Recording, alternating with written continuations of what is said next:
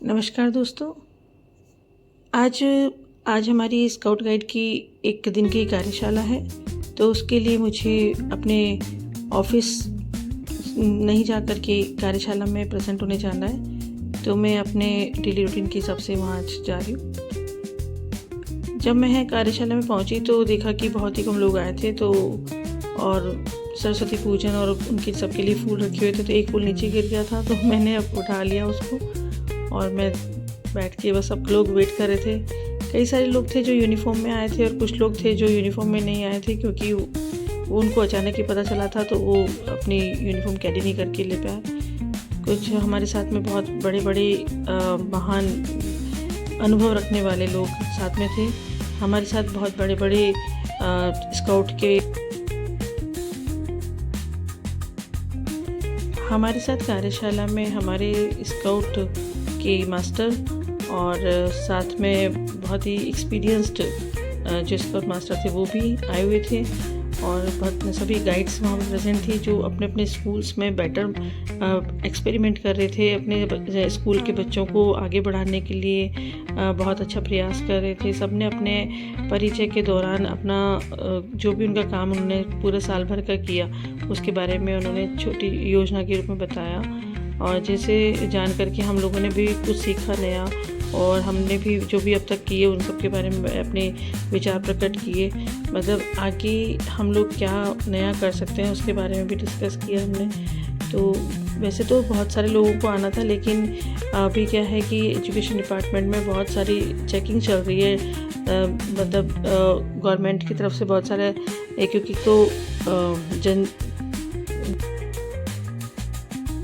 हमारे कई साथी जो हैं वो BLO भी हैं, और कई साथी जो हैं जो जनगणना की ड्यूटी में लगे हुए हैं। कुछ स्कूल में एडमिशन के लिए प्रवेश उत्सव में लगे हुए हैं। तो बहुत सारे टीचर्स तो आ नहीं पाए थे। तो ऐसे में उपस्थिति थोड़ी कम रही, लेकिन फिर भी जितने लोग आए थे उन्होंने बहुत ही पूरे अच्छे तरीके से इसका अधिवेशन में वार्षिक अधिवेशन में सहयोग किया। और जिन लोगों को अपने स्कूल में स्काउट गाइड चलाने में परेशानी आ रही थी उन्होंने भी बताया कि वो किन वजह से स्काउट गाइड नहीं चला पा रहे हैं। ज़्यादातर तो ये था कि उनके स्कूल में टीचर्स की बहुत ज़्यादा कमी है। वो अकेले या 2 ही टीचर्स होते थे, तो बच्चों को स्काउट के लिए लेके जाने में उनको दिक्कत होती थी, क्योंकि पीछे स्कूल में कौन बच्चों को संभालेगा और स्कूल के बहुत सारे काम हैं वो कौन टीचर करेगा। तो उनको मोटिवेट करने के लिए हमारे जो CEO साहब आए थे उन्होंने बताया कि किस तरह से इन चीज़ों को मैनेज किया जा सकता है, कैसे हम लोग आपके स्कूल में आएंगे। और हम खुद ही वहाँ पे हमारे दोनों CO गाइड मैडम और CO मास्टर बैठे हुए हैं, स्काउट मास्टर। तो इन्होंने पूरी चीज़ की कार्य योजना बनाई।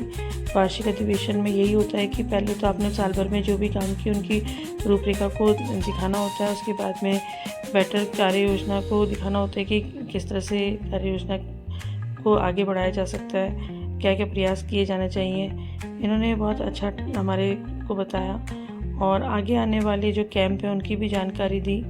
और जो लोग काम नहीं कर रहे थे उनको प्यार से डांटा भी सही, और सभी को लॉगबुक बनाने के लिए बोला है।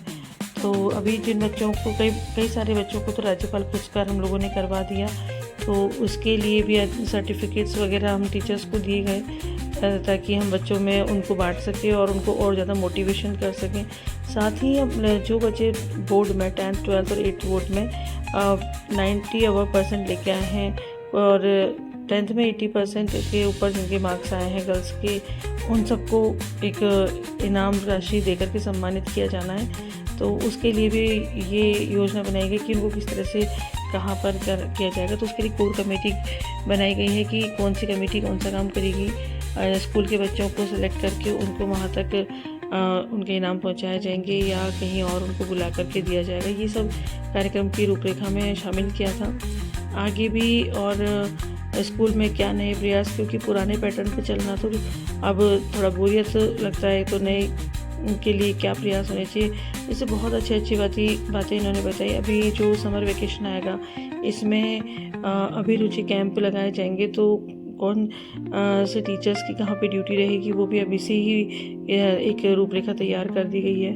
तो इसमें ये भी बताया गया कि कैसे कंप्यूटर का बेसिक कोर्स है या फिर ब्यूटी पार्लर का कोर्स, मेहंदी का कोर्स, या जिसमें जिस टीचर की अच्छी परफॉर्मेंस है, वो इंग्लिश स्पीकिंग का कोर्स हो सकता है, सिलाई कढ़ाई का हो सकता है, तो वो अपना अपना एरिया में उस चीज़ को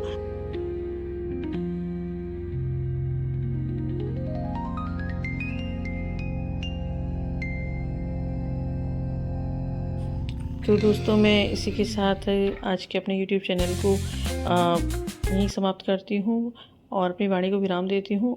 आपको पसंद आए तो सब्सक्राइब कीजिएगा, लाइक कीजिएगा। Thank you so much.